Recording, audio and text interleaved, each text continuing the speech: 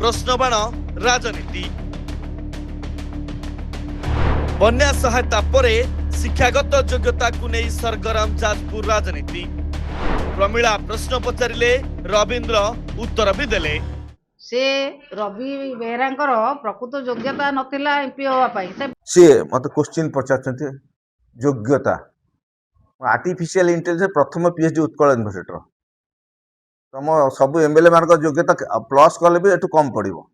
आ रवींद्र प्रश्न कले प्रमिला उत्तर को अपेक्षा कले आ उत्तर देवा को प्रमिला आह्वान कले। आर्टिफिशियल इंटेलिजेंस स्पेलिंग आसबे मु प्रमिला मैडम कहूँ योग्यता कौन मैट्रिक पास कर सिग्नेचर करें इंग्लीश रे ये दुईटा क्वेश्चन पचार तार जवाब दिंतु यदि सिग्नेचर इंग्लीश करें मैट्रिक सर्टिफिकेट देखी पार हाँ मैट्रिक पास कर कह योग्यता मत पचार योग्यता हूँ पीएचडी इन आर्टिफिशियल इंटेलिजेंस बुझीपारे तो क्या पचारि बुझीपार। बिंझारपुर विधायिका प्रमिला मल्लिक शिक्षागत योग्यता को नहीं बड़ प्रश्न उठाई जाजपुर सांसद रवींद्र कहले आर्टिफिशियल इंटेलिजेंस रे मु पीएचडी डाली दुर्नीति बाली दुर्नीति भेंडिया भत्ता दुर्नीति कथा कही विधायकों को मारिले बाण। सांसद कहले बीजेडी नेता माने खाईजीबी बन्याजीबी 2 वर्षर उत्तर देले योजनार चित्र स्पष्ट भी कले बैतरणी सिस्टम और ब्राह्मणी सिस्टम पाई डबल इंजिन सरकार बड़ योजना थिबा कथा कहले 30 वर्ष पर जाजपुर रे भयंकर बन्या अधा जिला छारखार आउ बन्या जेमिति पछकु पछ आसुची राजनीति लड़ाई मध्य सेमिति किछि चलिछि।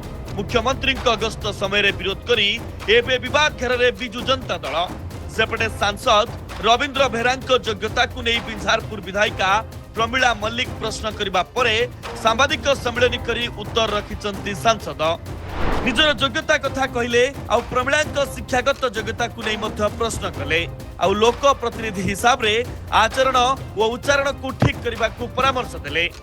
बिंझारपुर निर्वाचन मंडल रे चलिथिबा दुर्नीति कथा कही मारिछंती राजनीतिक बाण शुणतु कौन प्रश्न पचारिथिले प्रमिला आउ कौन उत्तर देले रवींद्र।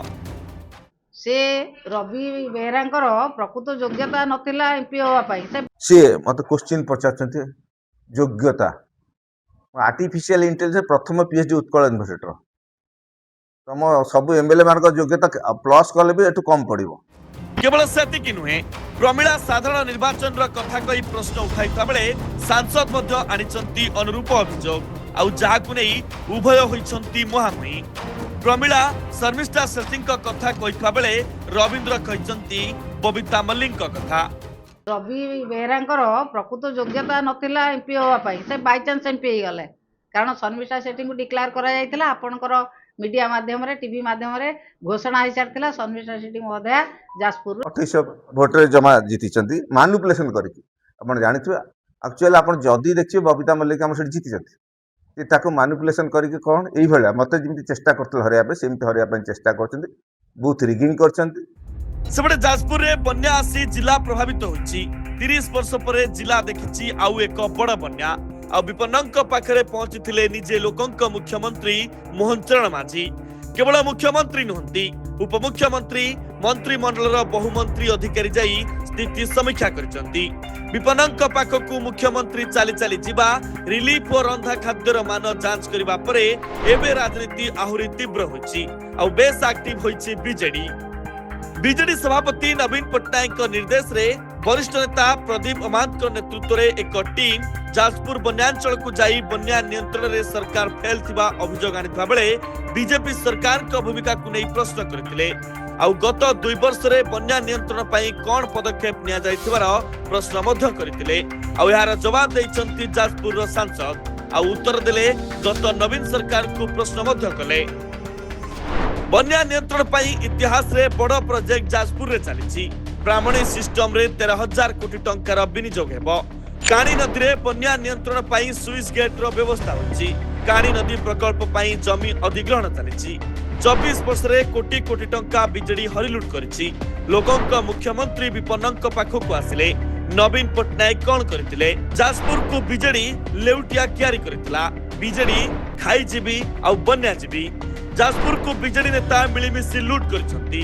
राज्यर बन्यांचल पई सरकार 1000 कोटी सहायता घोषणा करछंती। सेठ कही रखे गोटे क्वेश्चन ଯେ ବିଗତ ସରକାରରେ ସେ କ'ଣ କରିଛନ୍ତି ବନ୍ୟା ନିୟନ୍ତ୍ରଣ ପାଇଁ କ'ଣ କରିଛନ୍ତି। ଆମର ତ 2 ବର୍ଷର ସରକାର 2 ବର୍ଷରେ ବ୍ରାହ୍ମଣୀ ସିଷ୍ଟମରେ 13,000 କୋଟି ଟଙ୍କା ସାଂସନ ହେଇଛି।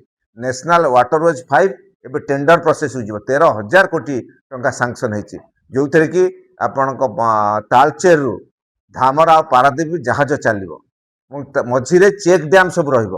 ଚେକ୍ ଡ୍ୟାମ୍ ବ୍ୟାରେଜ ରହିଲା ମାନେ flood control entire Brahmani system Brahmani Kharasrota ତାର ଯେତିକି ସବୁ ବ୍ରାଞ୍ଚ ଅଛି ଏଥିରେ ସବୁ ଫ୍ଲଡ୍ କଣ୍ଟ୍ରୋଲ ହବ। ତେଣୁ ଆମ ସରକାର ତ ଆସିଲା 2 ବର୍ଷ ଭିତରେ ଏଟା କରିଛନ୍ତି କେନ୍ଦ୍ର ସରକାର 13,000 ସବୁଠୁ ଓଡ଼ିଶା ଇତିହାସରେ ସବୁଠୁ ବଡ଼ ପ୍ରୋଜେକ୍ଟ ଏଟା ରିଭର ସିଷ୍ଟମ କିନ୍ତୁ ସେ ଗୋଟିଏ ବନ୍ଧର ସୁଦୃଢ଼ କରିନାହାନ୍ତି କାରଣ ସେମାନେ ସବୁ ଘାଇଯିବେ ସେମାନେ ବନ୍ୟାଜୀବୀ ଆକୁ ଉପରେ ନିର୍ଭର କରି କେମିତି ରିଲିଫ ଆସିବ ରିଲିଫ ହଡପ କରିବି ଏଇ ସବୁଥିରେ ବ୍ୟସ୍ତ ରହୁଛନ୍ତି। ତାଙ୍କର ପ୍ରୋବ୍ଲେମ ହେଉଛି ସେଇଟା ଏବଂ ସେ ତାକୁ ଟ୍ୱିଷ୍ଟ କରି ଏପଟ ସେପଟ କରୁଛନ୍ତି। ଏହି 1,000 କୋଟି ଟଙ୍କାର ପ୍ୟାକେଜ ଇଏ ପ୍ରାରମ୍ଭିକ ଆକଳନ ଅନୁଯାୟୀ ଘୋଷଣା କରାଯାଇଛି। ଯେତେବେଳେ ଚୂଡ଼ାନ୍ତ ଆକଳନ କରାଯିବ ଇଏ ଯଦି ରିପୋର୍ଟ ଅଧିକ ଆସିବ ତାହେଲେ ଆମେ ସମ୍ପୂର୍ଣ୍ଣ ଭାବରେ ତ୍ୱରିତ ପର୍ଯ୍ୟାୟରେ ତାଙ୍କୁ ଦେବା ପାଇଁ ମଧ୍ୟ ପ୍ରସ୍ତୁତ ଅଛୁ। ବିଜେଡି ଓ ବିଜେପି ମଧ୍ୟରେ ଜାରି ରହିଛି ବାକ୍ଯୁଦ୍ଧ। ପ୍ରଶ୍ନ ଉତ୍ତର ଲଢ଼େଇ ମାଧ୍ୟମରେ ଆଗକୁ ରାଜନୀତି କ'ଣ ହେଉଛି ତାହା ଦେଖିବାକୁ ବାକି ରହିଲା। ବିରୋଇନପୁର ଯାଜପୁରରୁ ପରମେଶ୍ୱର ବେଉରିଆଙ୍କ ରିପୋର୍ଟ, ନନ୍ଦିଲାଇଭ।